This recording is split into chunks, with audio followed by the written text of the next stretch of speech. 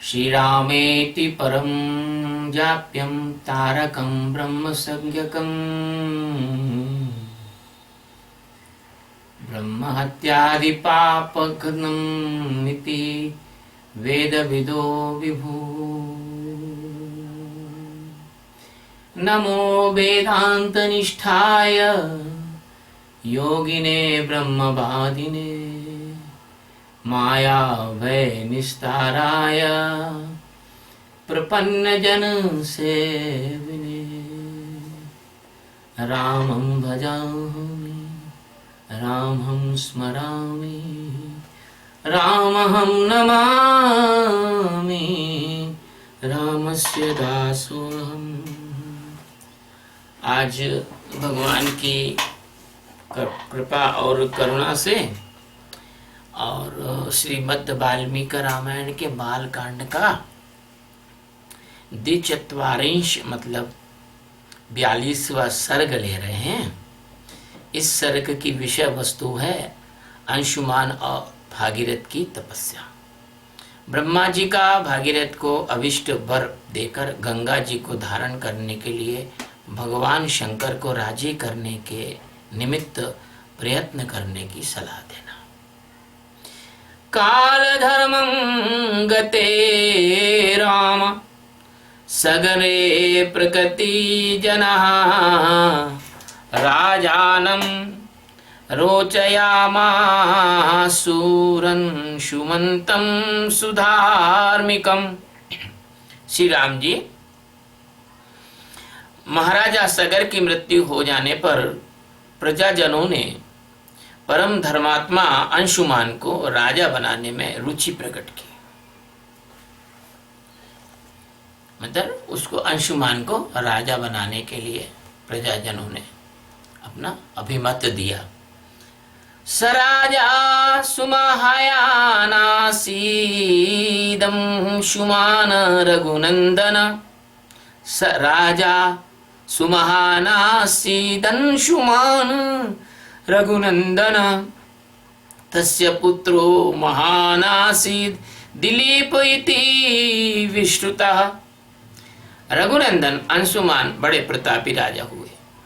उनके पुत्र का नाम दिलीप था, वह भी महान पुरुष थे। दिलीप के बारे में कहा गया है कि राजा दिलीप ने अपने शरीर के जांग का मांस काट काट के सिंह को खिलाया, लेकिन गाय को सिंह को मारने नहीं दिया, गौ माता को।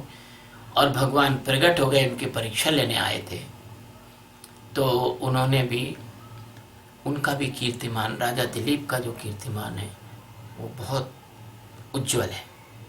तस्मै राज्यं समादिश्य दिलीपे रघुनंदन हिमवत् शिखरे रम्ये तपस्तेपे सुदारुणम। रघुकुल को आनंदित करने वाले वीर अंशुमान दिलीप को राजा देकर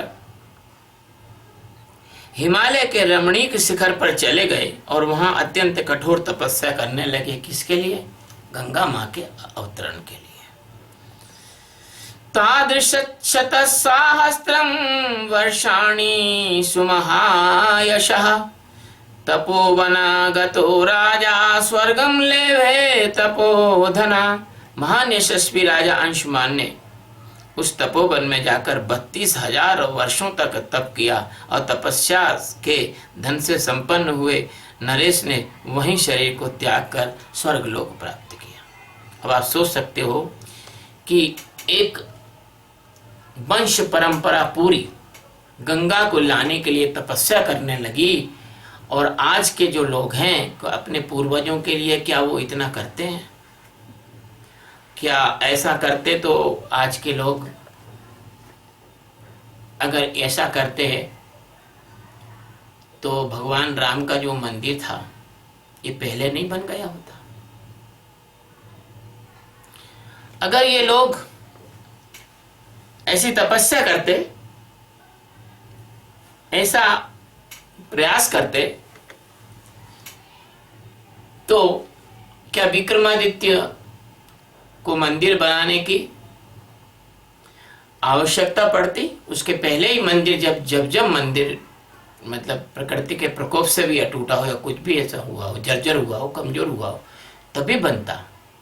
क्योंकि अपने पूर्वजों की धरोहर को संवर्धन करना, संरक्षण करना ये बच्चों का काम है। लेकिन चलो देर आए दुरुस्त है।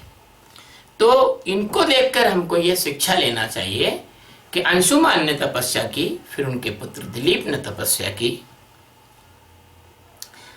दिलीपस्तु महातेजा श्रुत्वा पेतामहं बधम् दुखोपहताया बुद्धया निश्यम नाद्य गच्छत। अपने पितामहों के वध का वृत्तांत सुनकर महाराजा दिलीप को बहुत दुख हुआ था, दुखी रहते थे। अपनी बुद्धि से बहुत सोच विचारने के बाद वे भी किसी निश्चय पर नहीं पहुंच सके। कथम गंगावतरम कथम तेषां जल क्रिया तारयेयम कथम ने चैतानिति चिंता परो अवत।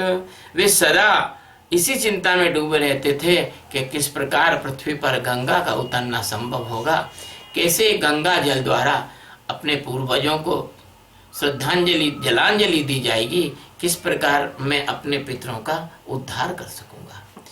तस्य चिंतयतो नित्यं धर्मेण विदितात्मना पुत्रो भागीरथो नाम जज्ञे परम धार्मिकः। प्रतिदिन इन्हीं चिंता में पड़े हुए राजा दिलीप को, जो अपने धर्माचरण के लिए बहुत विख्यात थे, जिन्हें मैंने एक उदाहरण आपको गौ माता का बताया, ऐसे उनके कई उदाहरण थे। भागीरथ नामक एक परम धर्मात्मा पुत्र प्राप्त हुआ। दिलीपस्तु महातेजा यज्ञैर्बहुभिरिष्टवान् त्रिशद्वर्ष सहस्राणि राजा राज्यं कारयत। महातेजस्वी दिलीप ने बहुत से यज्ञों का अनुष्ठान तथा 30,000 वर्षों तक राज्य किया। अगत्वा निश्चयं राजा तेषाम् उद्धरणं प्रति व्याधिना नरशार्दूला कालधर्ममुपेयवान्। पुरुष सिंह उन पितरों के उद्धार के विषय में किसी निश्चय को न पहुंचकर राजा दिलीप मृत्यु को प्राप्त हो गए। व्याधिना यानी किसी व्याधि के कारण। इंद्रलोकम गतो राजा स्वायत्तेनेव कर्मणा राज्ये भागीरथम पुत्र भीशिश्च नरर्षभः। अपने भागीरथ पुत्र को राज्य पर अभिषिक्त करके नरश्रेष्ठ दिलीप अपने किए हुए पुण्य कर्म के प्रभाव से इंद्रलोक में गए। भागीरस्थु राजर्षि धार्मिको रघुनंदन अनपत्यो महाराजः प्रजा काम सच प्रजा मंत्रिष्वाधाय तदराज्यं गंगावतरणे रतः तपो दीर्घम समातिष्ठ गोकर्ण रघुनंदन। रघुनंदन धर्मात्मा राजर्षि महाराज भागीरथ के कोई संतान नहीं थी। वे संतान प्राप्ति की इच्छा रखते थे, तो भी प्रजा और राज्य की रक्षा का भार मंत्रियों पर रखकर गंगा जी को पृथ्वी पर उतारने के प्रयत्न में लग गए और गोकर्ण तीर्थ में भारी तपस्या करने लगे। ऊर्ध्वबाहो पंजतपा मांसाहारो जितेन्द्रियः तस्य वर्ष सहस्राणि घोरे तपसि तिष्ठितः अतीतानि महाबाहो तस्य राज्ञो महात्मनः। महाबाहो वे अपनी दोनों भुजाएं ऊपर उठाकर पंचाग्नि का सेवन करते और इंद्रियों को काबू रखकर एक एक महीने पर आहार ग्रहण करते। मांसाहारो, मांसाहारो नहीं है, वो मांसाहारो है। मांस यानी महीना, आहारो यानी भोजन। इस प्रकार घोर तपस्या में लगे हुए महात्मा राजा भागीरथ के 1000 वर्ष व्यतीत हो गए। सुप्रीतो भगवान ब्रह्मा प्रजाना प्रभुरीश्वरः ततः सुरगणे सार्थमुपागम्य पितामह भागीरथम महात्मानं तस्य मान मथा ब्रवीत। तस्य मान मथा, मथा ये संस्कृत का मतलब संधि के कारण मथा है। तस्य मान यथा हो जाता है, फिर वो तस्य मान और मथा को अलग करेंगे तो यथा यानी इस प्रकार। और ब्रवीत था ब्रवीत के था को हटा के आ जाएगा, अब्रवीत हो जाएगा, मतलब कहा। इससे प्रजाओं के स्वामी भगवान ब्रह्मा जी उन पर प्रसन्न हुए और पिता में ब्रह्मा जी ने देवताओं के साथ वहां का तपस्या में लगे हुए महात्मा भागीरथ से इस प्रकार कहा। क्या कहा कि भागीरथ महाराज प्रीतस्ते जनाधिप तपसा च सुतप्तेन बरम बरय सुब्रत। महाराज भागीरथ, तुम्हारी उत्तम तपस्या से मैं प्रसन्न हूँ और श्रेष्ठ व्रत का पालन करने वाले नरेश्वर, तुम कोई वर मांगो। अब एक बात आपको आएगी कि 32,000 वर्ष तपस्या की अंशुमान ने, लेकिन ब्रह्मा जी प्रकट नहीं हुए। लेकिन भागीरथ ने वाल्मीकि रामायण के अनुसार 1000 वर्ष तपस्या की और भगवान ब्रह्मा जी प्रकट हो गए। इन दोनों में क्या अंतर है? 32,000 वर्ष तपस्या करने के बाद ब्रह्मा जी प्रसन्न क्यों नहीं हुए और 1000 में क्यों हो गए प्रसन्न? इसमें आप विचार करना। मैं इसमें अभी इसका समाधान नहीं देता हूं, आप विचार करना कि ऐसा क्यों हुआ होगा, फिर कभी मैं इसका समाधान आपको बताऊंगा। तो वर मांगो। ब्रह्मा जी कहते हैं महाराज भगीरथ, तुम्हारी इस उत्तम तपस्या से मैं बहुत प्रसन्न हूं। श्रेष्ठ व्रत का पालन करने वाले नरेश्वर, तुम मुझसे कोई वर मांगो। तमुवाच महातेजा सर्वलोक पितामहं भागीरथो महाबाहु कृतांजलि पुटे स्थितः।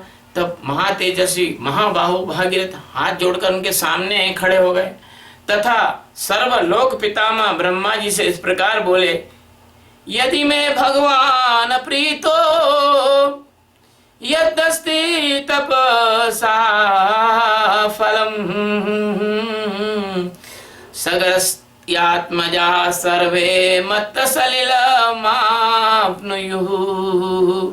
भगवान, यदि आप मुझ पर प्रसन्न हैं और यदि इस तपस्या का कोई उत्तम फल है तो सगर के सभी पुत्रों को मेरे हाथ से गंगा जी का जल प्राप्त हो। बताइए गंगा जी की कितनी महत्ता है। और तुम जो है गंगा को नदी समझते हो, कितनी, जिनके लिए 30,000 और 1000 वर्ष इन्होंने तपस्या की और इस बड़ी तपस्या से लाई हुई जो गंगा है उसका महत्व तो समझो रे हिंदुस्तानियों, देश के लोगों।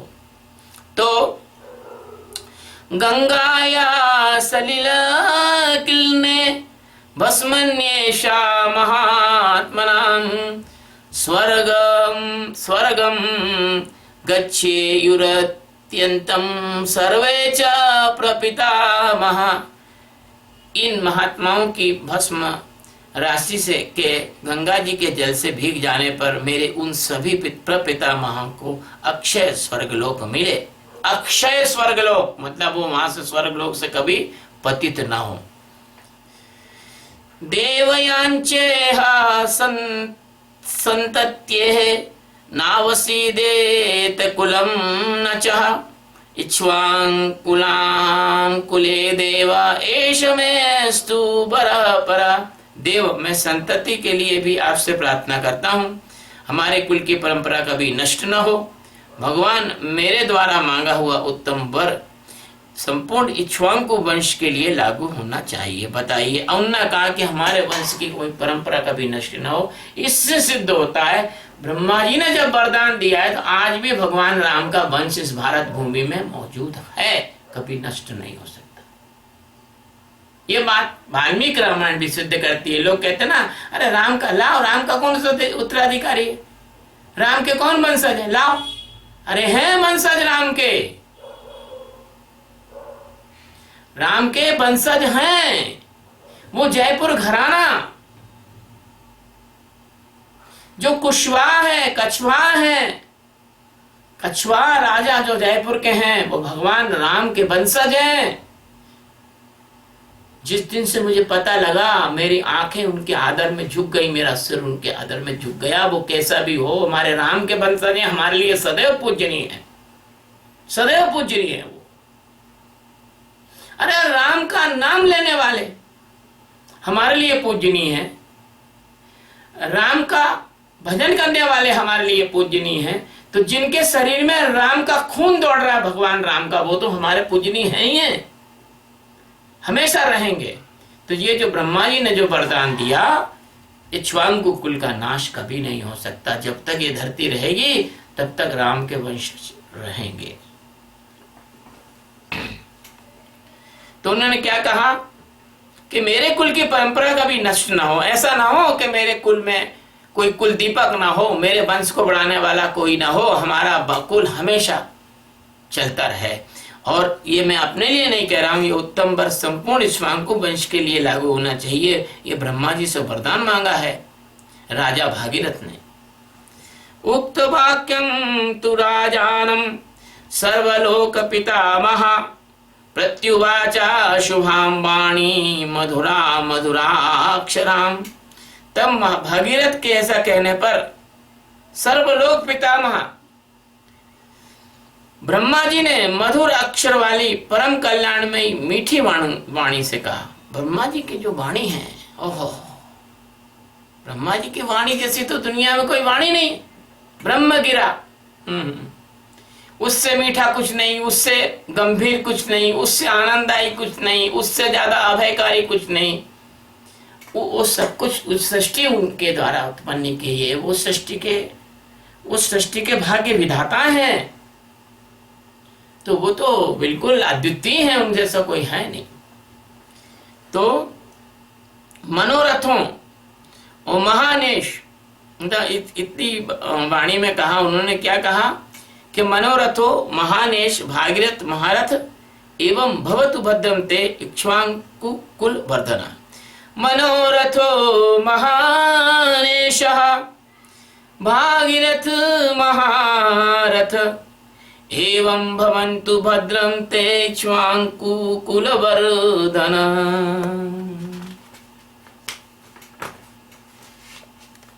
इक्ष्वाकु वंश की वृद्धि करने वाले भागीरथ, महारथी भागीरथ, तुम्हारा कल्याण हो, तुम्हारे यह महान मनोरथ इसी रूप में पूर्ण हो। मतलब उन्होंने उसको तथास्तु बोल दिया, तो पूरे वरदान जो थे वो दे दिए। इयं हेमवती ज्येष्ठा गंगा हिमवत सुता तां वेधारितु राजन हरस्तत्र नियुज्यताम। राजन, ये है हिमालय की ज्येष्ठ पुत्री हेमवती गंगा जी। इनको धारण करने के लिए भगवान शंकर को तैयार करो। गंगा जी को प्रकट कर दिया उनके सामने, भागीरथ के सामने। गंगाया पतनम राजन पृथ्वी न सहिष्यते तां वेधारितु राजन नान्य पश्यामि शूलिनः। महाराज, गंगा जी के गिरने का वेग या पृथ्वी सहन नहीं कर पाएगी, क्योंकि स्वर्ग से कोई चीज गिरेगी। एक उल्का तो बर्दाश्त कर नहीं सकती पृथ्वी। अगर एक चंद्रमा के आकार की उल्का यदि पृथ्वी पर गिर जाए तो पूरी पृथ्वी पर जो है ना वो प्रलय आ जाएगी। प्रलय, पूरा पृथ्वी नष्ट हो जाएगी। भूकंप, जरा सा भूकंप से तो तुम्हारे गांव के गांव नष्ट हो जाते हैं। एक उल्का गिर जाए चंद्रमा के आकार की पृथ्वी पर तो पूरी पृथ्वी जो है नष्ट हो जाएगी। अगर महासागर में भी गिर जाए तो महासागर का पानी जहां हम रहते हैं वहां पर 50 मीटर तक ऊपर हो जाएगा। भड़भड़ा के सब मर जाएंगे। 50 मीटर ऊंची कोई बिल्डिंग ऐसी है नहीं है, एक आध दो कोई हो तो हो, लेकिन 50 मीटर पानी भर जाने पर वो बिल्डिंग में भी रहने वाले लोग जीवित नहीं बचेंगे। आप कल्पना कर सकते हो। तो गंगा जब स्वर्ग से गिरी, ये लोग गपोड़ा समझते हैं, गपोड़ा नहीं है, ये सत्य है। गंगा यदि स्वर्ग से गिरी तो उसके वेग को केवल शंकर भगवान ही बर्दाश्त कर सकते हैं। और शंकर भगवान की जटा में वो समाई का मतलब है कि जो गंगोत्री गौमुख है, गौमुख, गंगोत्री गौमुख ग्लेशियर, जहां से गंगा यमुना ग्लेशियर हिमालय पे आप गूगल पे सर्च करके देख लेना, गंगा यमुना ग्लेशियर के आगे जाओगे शतोपंथ है, इसके बाद जो है स्वर्गारोहण पर्वत है। तो ये सब है, गूगल पे अभी भी देख लेना। तो ये सब जो है आपके स्थूल दृष्टि से ग्लेशियर है, ये ग्लेशियर नहीं है। हाँ, ये शंकर भगवान की जटाएं हैं, जटा है कि जटाओं में बह रही है प्रभु तुम्हारे गंगा धारा, कि जटा में बह रही है। जब भागीरथ जी आए शिव नाम ही पुकारा, जटा में बह रही है। तो भागीरथ की ने जब भगवान ब्रह्मा जी कह रहे थे तो क्या सुन रहे थे भागीरथ, तो ब्रह्मा जी ने क्या कहा कि महाराज गंगा जी के गिरने का जो वेग है वो पृथ्वी सहन नहीं कर सकेगी। मैं त्रिशूलधारी भगवान शंकर के सिवा और किसी को ऐसा नहीं देखता जो इनको धारण कर सके, उनके अलावा कोई नहीं। क्योंकि शंकर भगवान जो हैं वो अपन लोगों की रक्षा के लिए हमेशा विराजमान रहते हैं कैलाश पर्वत पर। दीनबंधु, दयालु, दीनों के नाथ, क्योंकि वो विश्व की आत्मा है, संसार का कल्याण करते हैं। भोलेनाथ के सिवा किसी की ताकत नहीं कि गंगा जी के वेग को बर्दाश्त कर सके। और फिर वो उनके जो है बहनोई भी, गंगा की बहन उमा उनसे ब्याही भी, तो परिवार के भी लोग हैं। और परिवार के लोग ही परिवार का वेग बर्दाश्त भी कर सकते हैं।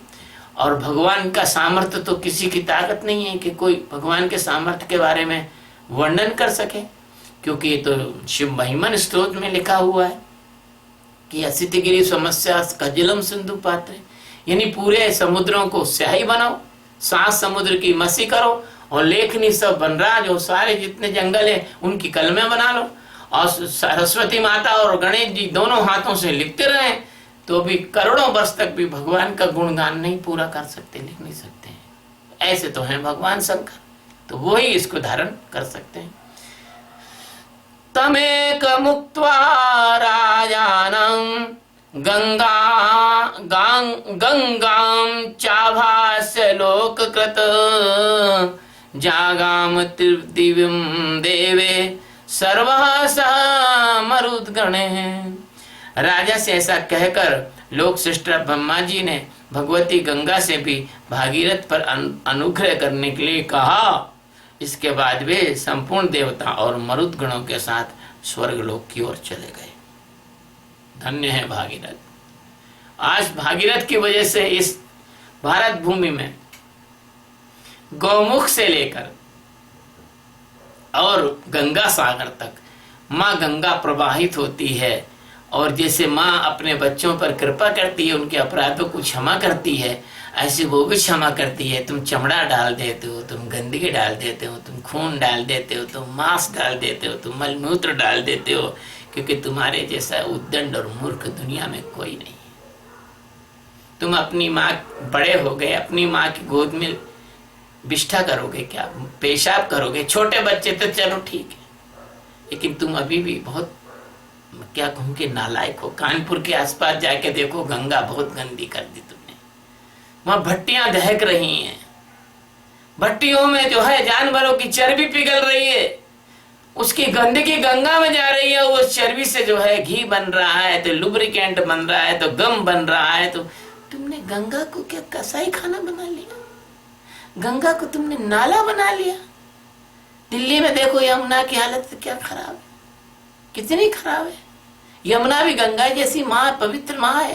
तुमने नदियों को अपनी माँ नहीं समझा, और फिर कहते हो कि अरे साहब प्रकृति में तो ये हो रहा है ना वो हो रहा है। अरे तो तुम ही तो इसके दोषी हो। तुमने धरोहर नहीं संभाली अपनी, तुमने अपने वन नहीं संभाले, वन काट दिए। पेड़ तो नहीं कहता कि मुझे मत काटो, लेकिन तुम जब पेड़ को काटते हो तो अपने भाग्य को काटते हो, क्योंकि एक अकेला पेड़ 100 लोगों को ऑक्सीजन देता है, 1000 लोगों को, जी 100 को, 1000 लोगों को। एक अकेला पेड़ 10,000 पक्षियों के लिए आश्रय देता है।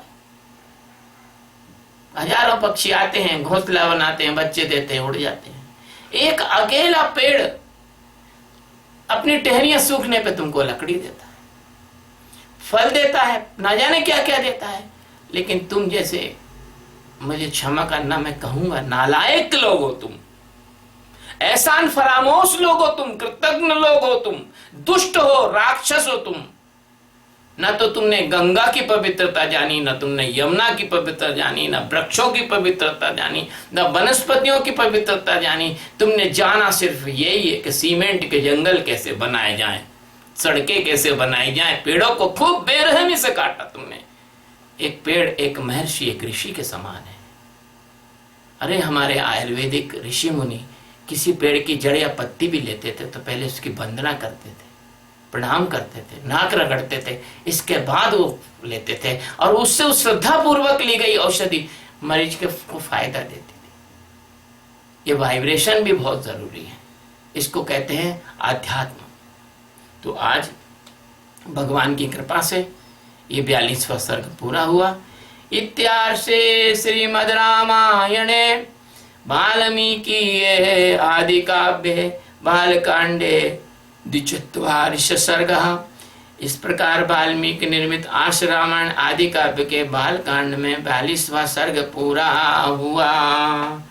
रामम अर्पणमस्तु। भगवान राम के चरणों में अर्पित करता हूँ, इसमें कुछ मेरा अहम भाव नहीं लाता हूँ। श्री राम जय राम जय जय राम, श्री राम जय जय राम, श्री राम जय